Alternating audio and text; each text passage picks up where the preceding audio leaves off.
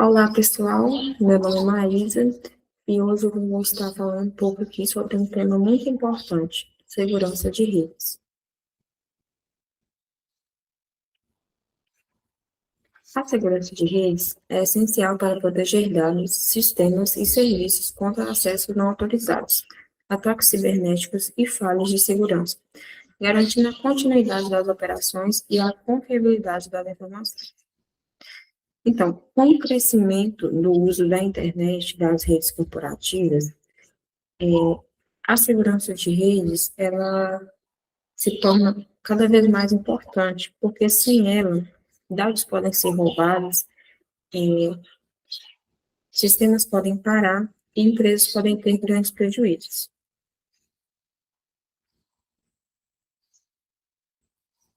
Agora eu vou estar falando aqui um pouco sobre os principais tipos de ataque. DOS é um ataque de negação de serviço, que sobrecarrega um servidor com muitas requisições, tornando um site ou sistema indisponível para usuários legítimos.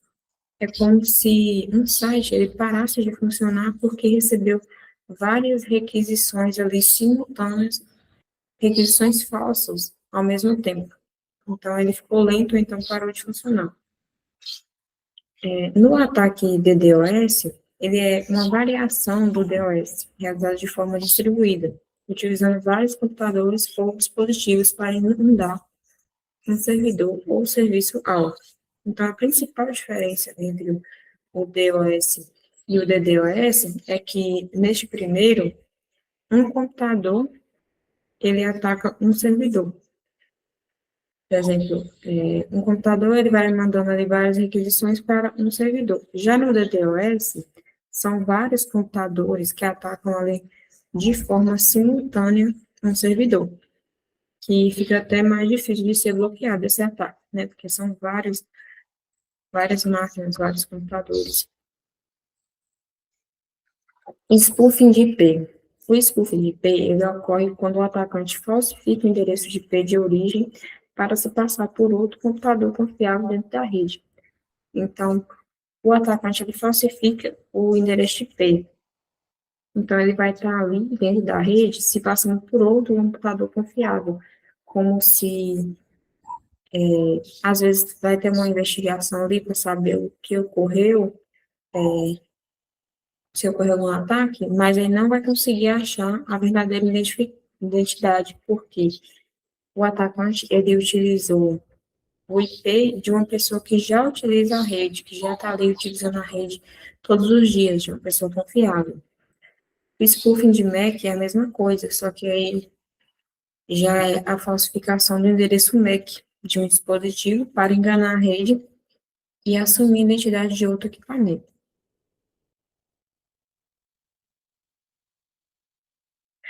Sniffing é uma técnica de capturar e analisar o tráfego de rede para obter informações sensíveis, como senhas e dados pessoais.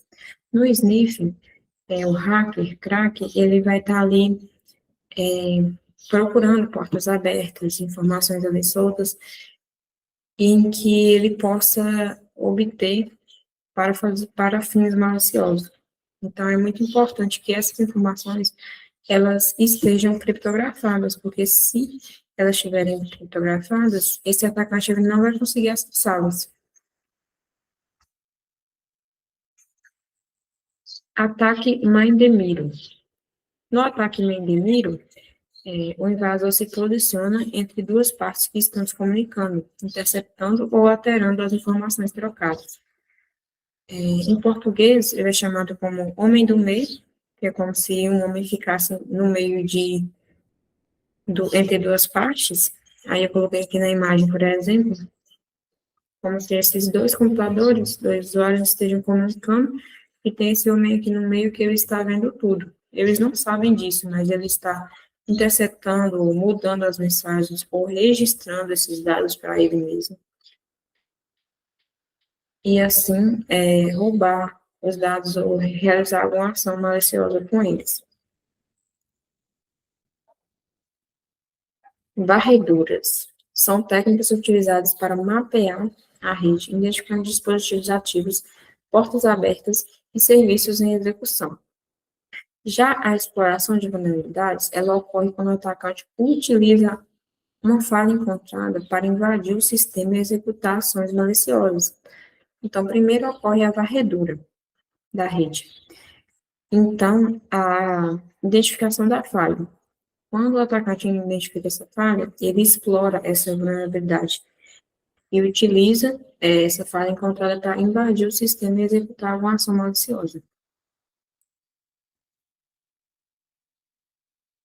Técnicas de infiltração, que são estratégias utilizadas para enganar usuários, explorar falhas de segurança, permitindo que um atacante tenha acesso a sistemas ou informações. Phishing é uma técnica de engano usada para induzir o usuário a fornecer informações confidenciais como senha e dados bancários. Por exemplo, uma pessoa recebe um e-mail dizendo que é de um banco que ela utiliza, pedindo para atualizar as informações bancárias, dados bancários. E aí vai estar lá no e-mail tudo bonitinho, com a logotipo do banco, tudo ali falsificado. E aí a pessoa acredita que é realmente o banco, que é uma pessoa confiável, e entra no link ali e passa essas informações dela, esses dados. Então, eles são roubados.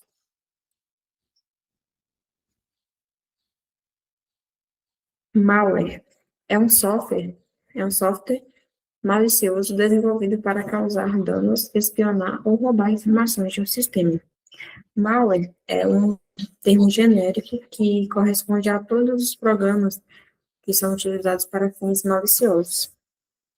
Aqui eu deixei alguns tipos de malware, né, que existem vários, como vírus, cavalo de Troia, bootnets, entre outros. Cada um com fins específicos aí maliciosos. Engenharia social. Engenharia social, ela explora a confiança e o comportamento humano para obter acesso ou informações sigilosas.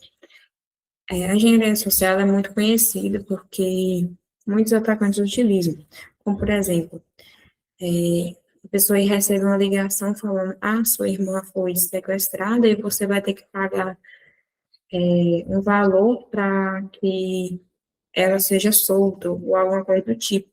É meio que tentar enganar, né? Tentar fazer com que as pessoas acreditem que outros estão passando por alguma coisa, ou então, por exemplo, quem nunca recebeu uma ligação falando que era do Nubank e que perguntando se a pessoa fez uma compra no Mercado Livre, se quer que confirma ou não, e aí vai lá e pede os dados bancários.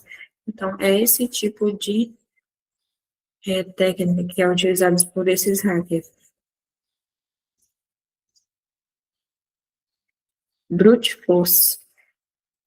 Brute force é uma técnica que tenta automaticamente várias combinações de senha até encontrar a correta. Então, é uma forma automatizada de tentar encontrar a senha correta de algum, por exemplo, algum aplicativo bancário, alguma coisa. E é muito importante que a gente crie senhas fortes para que isso não aconteça. Então, não utilizar senhas que correspondem a alguma informação pessoal, que seja fácil de saber, de encontrar. Ferramentas de ataque e análise.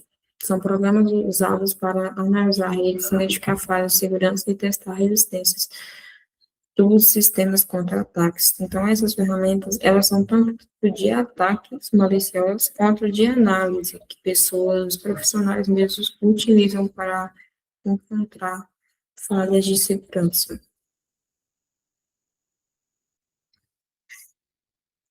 Nmap. Nmap é uma ferramenta usada para mapear redes, identificando dispositivos ativos, portas abertas e serviços em execução. Wireshark é uma ferramenta de captura e análise de pacotes de rede em tempo real. Metasploit é um framework utilizado para testar e explorar vulnerabilidades em sistemas. Mecanismos de defesa. Eles são ferramentas e estratégias que protegem a rede, controlam acessos e reduzem riscos de segurança. Firewalls. Esse é um mecanismo que controla o tráfego de entrada e saída da rede, permitindo e bloqueando conexões com base em regras de segurança. Então, ele funciona como se fosse uma parede ali mesmo, que controla a entrada e saída, permitindo ali que pessoas confiáveis possam entrar e pessoas, de acordo com regras de segurança, não possam. Controla o tráfego de entrada e saída da rede. IDS e IPS. Sistema de detecção de intrusão, IDS, ele detecta atividade suspeita na rede. Então, é tipo como se fosse um alarme. Ah, detectou uma intrusão, uma atividade suspeita, é como se tivesse um alarme ali que dispara. Enquanto o sistema de prevenção de intrusão, IPS, ele detecta e bloqueia automaticamente os ataques. Então, no caso do IDS, um profissional ia ter que ir ali bloquear, né? Aconteceu o alarme ali de atividade suspeita, aí o profissional vai lá e bloqueia. Já no IPS, ele detecta e bloqueia automaticamente os ataques.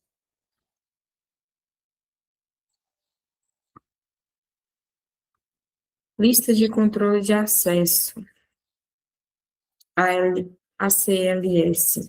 Eles definem quais usuários ou dispositivos podem acessar determinados recursos da rede. Segmentação de rede. A segmentação ela divide a rede em partes menores para reduzir riscos e limitar a propagação de ataques. Por exemplo, tem uma rede maior, e então a rede é dividida em partes, como se fosse uma empresa, tem a rede que é do RN, tem a lá dos outros profissionais, de outros partes da empresa, para ficar mais fácil de proteger e para ter medidas de segurança para cada uma, de acordo com a necessidade.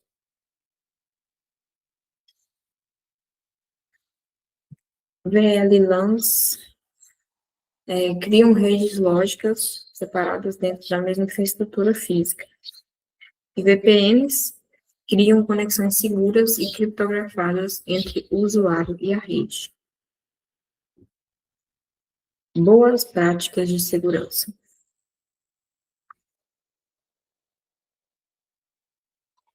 Agora eu vou falar um pouco aqui das boas práticas, atualizações, manter sistemas, softwares e dispositivos sempre atualizados para corrigir falhas de segurança conhecidas. Então, estar ali sempre atualizando a cada nova versão para corrigir essas falhas de segurança que são conhecidas. Políticas de senhas. Define regras para a criação e uso de senhas fortes, reduzindo riscos de acessos não autorizados. Isso aqui serve tanto para usuários quanto para desenvolvedores, né?